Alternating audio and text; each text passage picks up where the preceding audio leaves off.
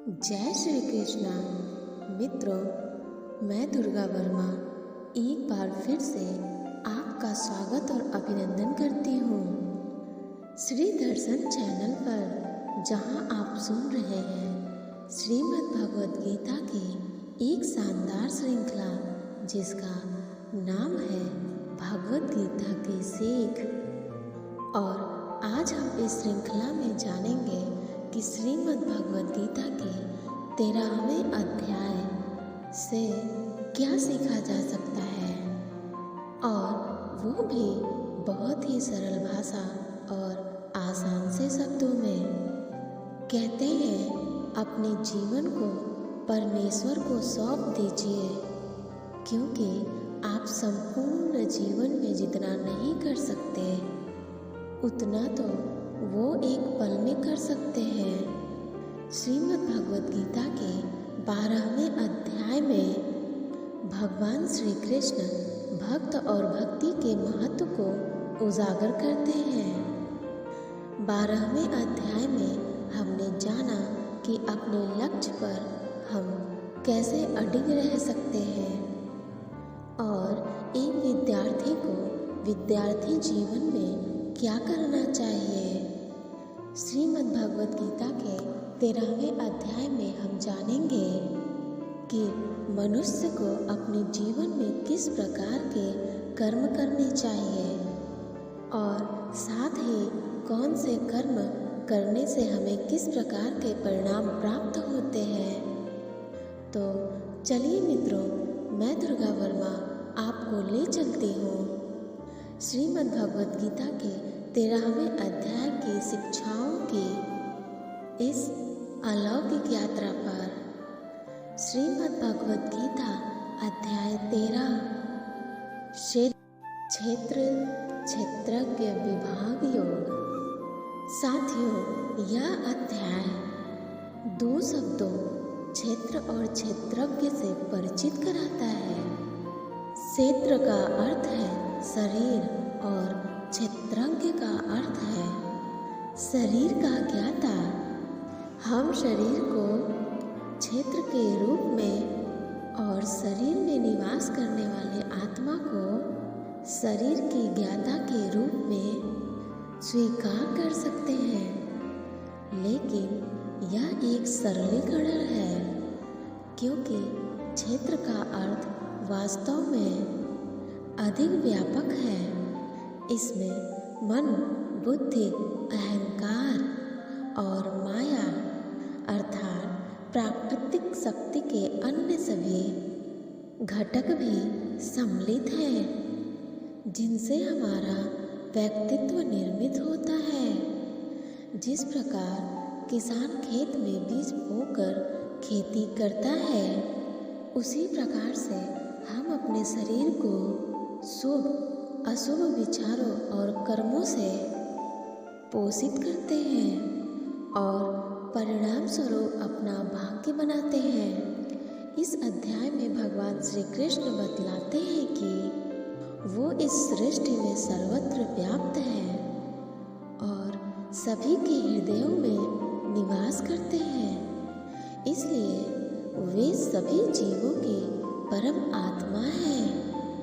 आत्मा, परमात्मा और भौतिक शक्ति का वर्णन करने के पश्चात भगवान श्री कृष्ण आगे यह व्याख्या करते हैं कि जीवों द्वारा किए जाने वाले कर्मों के लिए इनमें से कौन उत्तरदायी है और पूरे संसार में इनके कारण और परिणाम के लिए कौन अत्यधिक उत्तरदायी है।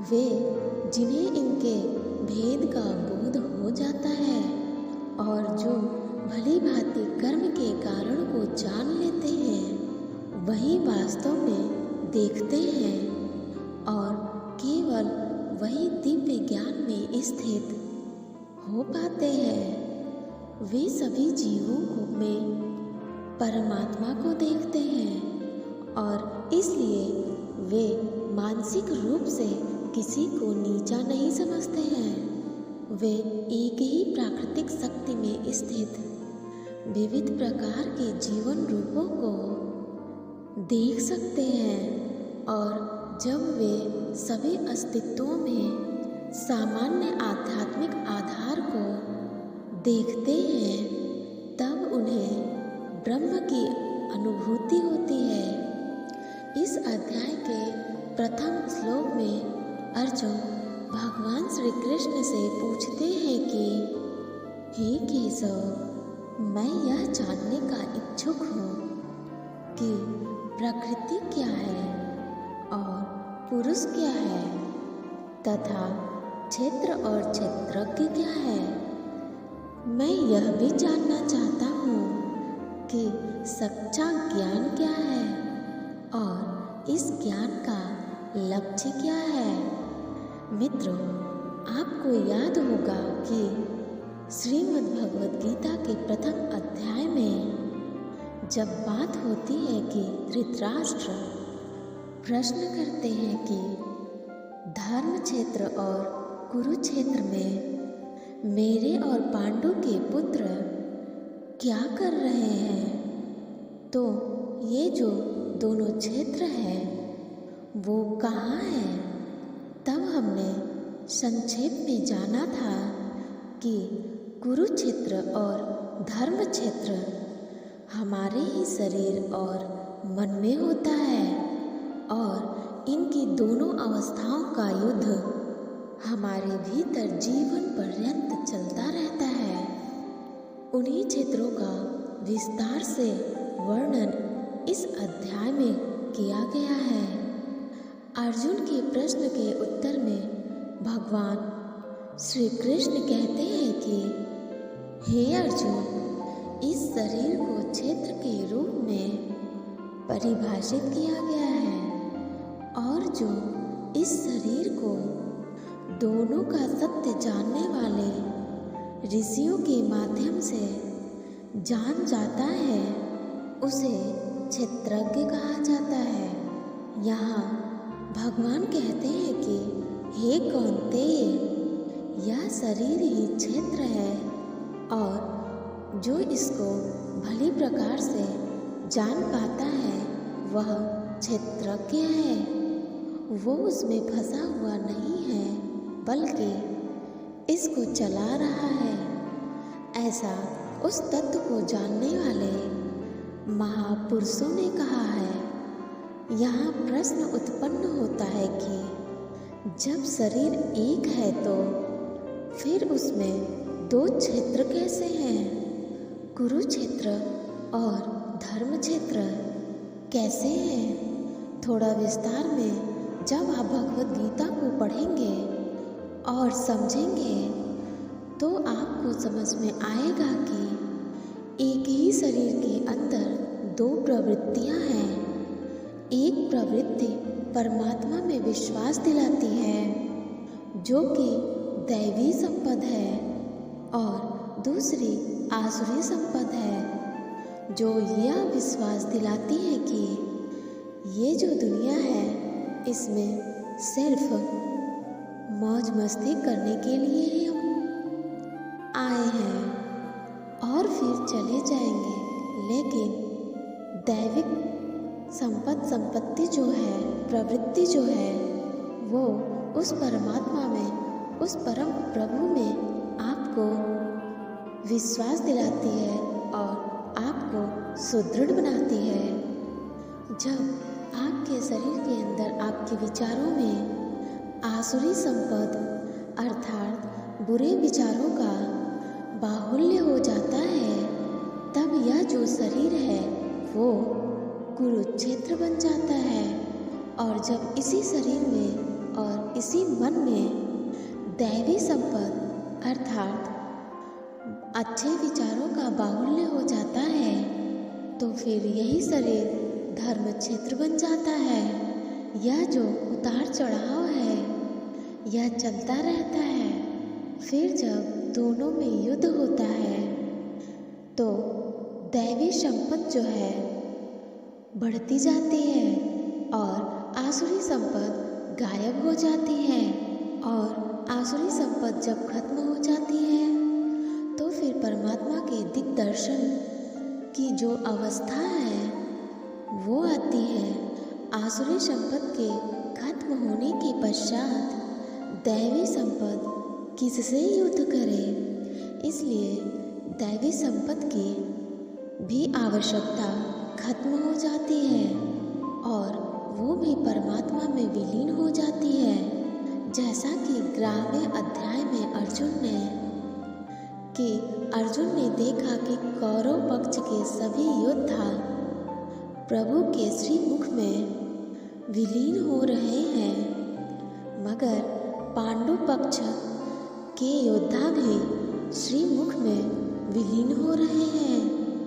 यानी कि आसुरी संपद के खत्म होने के बाद दैवी संपद भी विलीन हो जाती है। सिर्फ और सिर्फ परमात्मा से आपका मिलन जो है वो शेष रह जाता है और आत्मा परमात्मा में मिल जाती है। मित्रों, यहाँ भगवान श्री कृष्ण अर्जुन को बतलाते हैं कि यह शरीर एक क्षेत्र की तरह है और जो इसको जानता है उसे क्षेत्रज्ञ कहते हैं। क्षेत्र का मतलब है खेत। खेत में जैसा बीज डालते हैं वह उसी प्रकार का समय आने पर फल देता है। ठीक इसी तरह जीवन में भी जिस तरह का कर्म फल का बीज मनुष्य डालता है वही बीज समय आने पर उसी प्रकार का फल देता है। इसलिए इस शरीर को क्षेत्र कहा गया है और क्षेत्रज्ञ का ज्ञान बहुत से विद्वानों द्वारा विभिन्न तरीकों से कहा जाता है और इस ज्ञान में पंच महाभूत यानी कि पृथ्वी, अग्नि, जल, वायु और आकाश को मिलाकर मन, बुद्धि, अहंकार और सभी इंद्रियां भी शामिल हैं। इसके साथ साथ इसमें सुख दुख, चेतन, शरीर, धैर्य और विकार भी सम्मिलित हैं। आगे भगवान श्री कृष्ण कहते हैं कि हे अर्जुन, अब परम ब्रह्म को प्राप्त करने वाला ज्ञान क्या है यह मैं तुझे बतलाऊंगा। मनुष्य में कोई भी गुण होने पर उसमें किसी तरह का घमंड या अभिमान नहीं होना चाहिए। किसी भी प्राणी को सताना नहीं चाहिए। दूसरों के प्रति समभाव होना चाहिए। गुरु की सेवा की जानी चाहिए। मन और वाणी में सरलता होनी चाहिए। मन और समस्त इंद्रियों पर पूरा वश होना चाहिए। किसी भी तरह की भावनाओं में नहीं बहना चाहिए। संतान, जीवन साथी, घर और धन में मोह नहीं होना चाहिए। अच्छे और बुरे में भी मन और बुद्धि में स्थिरता होनी चाहिए। वासना वाले लोगों से दूरी होनी चाहिए। एकांतवास में मन का शुद्धिकरण करना चाहिए और मुझ परमेश्वर में पूरी तरह से समर्पण और ध्यान मग्न रहना चाहिए। हे अर्जुन, अब मैं तुझे परम ब्रह्म के बारे में कहूँगा। वह सर्वव्यापी है। वह सब इंद्रियों के साथ भी इंद्रियों के बिना भी है और वह निर्गुण होकर भी सभी गुणों के साथ है। वह सभी सजीवों और निर्जीवों में है। वह दूर भी है और पास में भी, लेकिन फिर भी वह जानने में नहीं आता। वह ब्रह्मा की तरह जीवन उत्पन्न करता है, विष्णु की तरह पालन करता है और शंकर की तरह विनाश भी करता है। वह अलग अलग कालों में होते हुए भी एक जैसा लगता है और एक ही काल में भी अलग अलग तरह का होता है। वह माया का भी महामाया है, परम ब्रह्म से भी परम है और सब प्राणियों के साथ उनके हृदय में निवास करता है। परंतु इसके बाद भी वह जानने के योग्य है। हे अर्जुन, इस प्रकृति और पुरुष का भी कोई आरंभ नहीं है, क्योंकि प्रेम और घृणा और तीनों तरह के गुण अर्थात सत, तम, रज भी प्रकृति से ही आते हैं। कार्य और कार्यों को करने वाली इंद्रियां भी प्रकृति से ही उत्पन्न होती है। प्रकृति से जन्मा मनुष्य प्रकृति के ही गुणों का भोगता है और इन्हीं गुणों के भोग के अनुसार उसका जन्म और मृत्यु तय होती है। इस तरह से जो भी मनुष्य इस पुरुष और प्रकृति के ज्ञान को जानता है, वह कर्म करता हुआ भी मुझे प्राप्त होता है और मुझे परमात्मा को हर मनुष्य अपने अलग अलग तरीके से पाता है। किंतु कुछ मंद बुद्धि लोग ऐसे भी होते हैं जो आध्यात्मिक मार्ग से अनभिज्ञ होते हैं, लेकिन वे अन्य संत पुरुषों से श्रवण कर भगवान की आराधना करने लग जाते हैं। वे भी धीरे धीरे इस मृत्यु लोक से मुक्त हो जाते हैं। जो मनुष्य सभी कर्मों को प्रकृति से ही होने वाला मानता है, वह अपनी आत्मा को कर्ता समझकर इस भवसागर से पार हो जाता है। हे अर्जुन, जिस तरह से आकाश का पदार्थ काफी पतला होता है और इसीलिए वह दूषित नहीं होता, उसी प्रकार से यह आत्मा शरीर में सूक्ष्मता से रहता है, जिससे यह कभी दूषित नहीं होता। जिस प्रकार से एक सूर्य समस्त ब्रह्मांड को प्रकाशित करता है, उसी प्रकार से आत्मा चेतना शक्ति के साथ पूरे शरीर को प्रकाशित करती है। जो लोग ज्ञान चक्षुषों से शरीर और शरीर के ज्ञाता के बीच का अंतर और प्राकृतिक शक्ति के बंधनों से मुक्त होने की विधि जान लेते हैं, वे परम लक्ष्य को प्राप्त कर लेते हैं। मित्रों, इस अध्याय में यह बहुत बारीकी से बतलाया गया है कि किस तरह से हमारे ही कर्मों से हमें दुख या खुशी मिलती है। मान लीजिए हमारा शरीर एक खेत की तरह है और हम हैं इसके किसान। अब हम जो भी बीज इस खेत में बोएंगे, फल भी उसी बीज के अनुसार हमें भविष्य में जाकर मिलता है। इसलिए यह हमारे आज के कार्यकलापों पर ही निर्भर करता है कि हमें भविष्य में क्या मिलने वाला है। भगवान स्वयं कहते हैं कि वो किसी भी प्राणी के भाग्य का निर्माण नहीं करते हैं, बल्कि हमारे स्वयं के द्वारा किए जाने वाले कर्मों के फलों से ही हमारे भाग्य का निर्माण होता है। हम आज जो भी फल भोग रहे हैं, सुख या दुख, वो हमारे पिछले कर्मों का फल है। उसी तरह आज हम जो भी कर्म करेंगे, उसी का फल हमें भविष्य में मिलेगा। यही हमारा भाग्य होता है, जिसका निर्माण हम स्वयं करते हैं। इसलिए हमें यह प्रयास करना चाहिए कि हमें श्रीमद् भगवद गीता में भगवान श्री कृष्ण द्वारा बताए गए मार्ग का अनुसरण करते हुए हमेशा अच्छे और श्रेष्ठ कर्म करने चाहिए। साथियों, आशा है आपको श्रीमद् भगवद गीता के 13वें अध्याय की यह सरल व्याख्या जरूर पसंद आई होगी। इस अध्याय से आपने क्या सीखा, हमें कमेंट्स करके ज़रूर बताएं। अगर इस वीडियो में मुझसे कोई भी गलती या त्रुटि रह गई हो तो मैं क्षमा प्रार्थी हूँ। मिलते हैं जल्द ही श्रीमद् भागवत गीता के 14वें अध्याय में ऐसे ही आसान और सरल व्याख्या के साथ।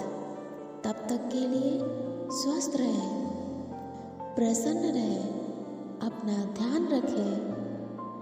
जय श्री कृष्ण। राधे राधे।